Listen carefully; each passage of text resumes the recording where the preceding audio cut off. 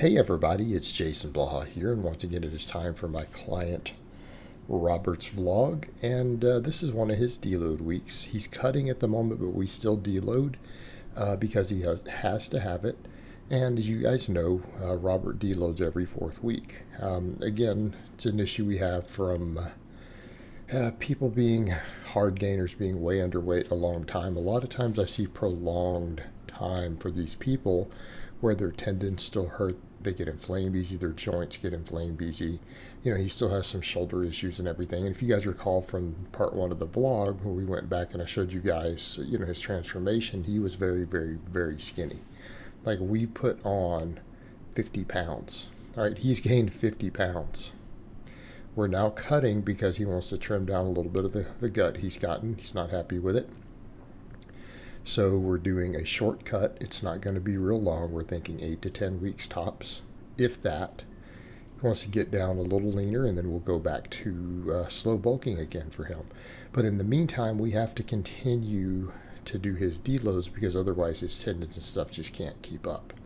So his deload weeks are pretty simple. I mean, I just run his boring but big type stuff.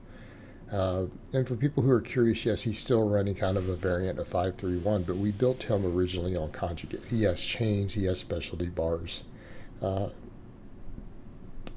that is how we built him up. But do you guys notice on his bench day, we do just 5x10 benching, and then we do some rows not taken to failure. I like to leave about 5 reps in reserve. We still do a little bit of training volume, we still come in and do at least 10 sets of exercises in general on his deload weeks. It's just that everything is at a point where it's at least 5 reps from failure. And a lot of times people will hear that and they'll say, well, are they still getting gains from it? Well, of course they are. They're maintaining the movement patterns for one. Okay. Especially really non-advanced lifters, right? They lose motor patterns fairly quickly on these movements. We can maintain those things. Number 2, we get blood flow and more or less active recovery to those areas without beating up the structures of the body. We're not really damaging tendons, we're not beating up joints. And a lot of times when we're deloading, it's an issue largely of tendons.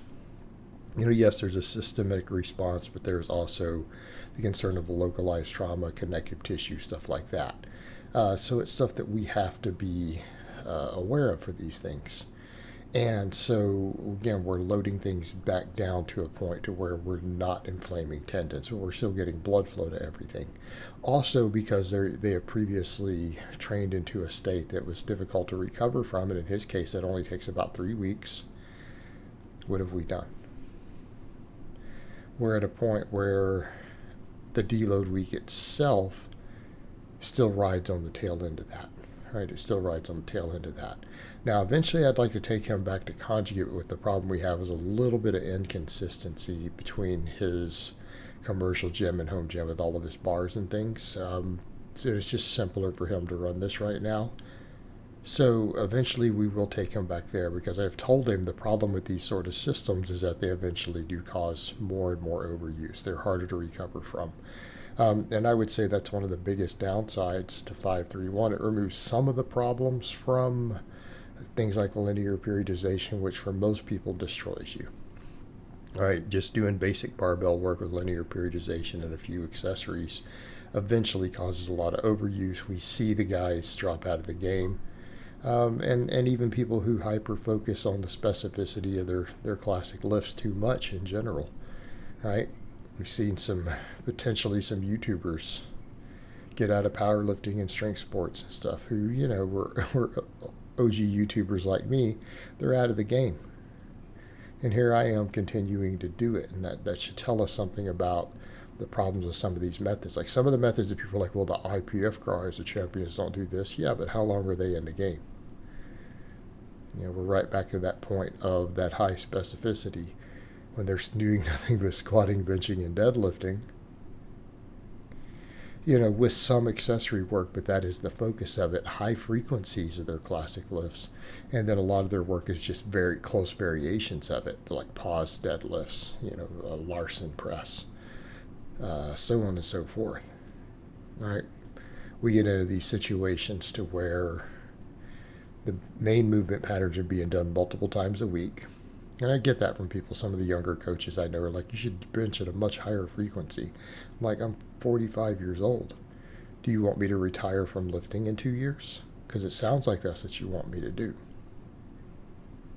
Because they're not used to working with masters lifters, and they don't realize yet the methods they're using are going to knock them out of the game earlier than they would like, unfortunately. So we also do quite a bit of band work for him on this point. So we do some rowing. I'm letting him do some, basically the equivalent of dumbbell rows with the plate there on that other day, on his overhead press day.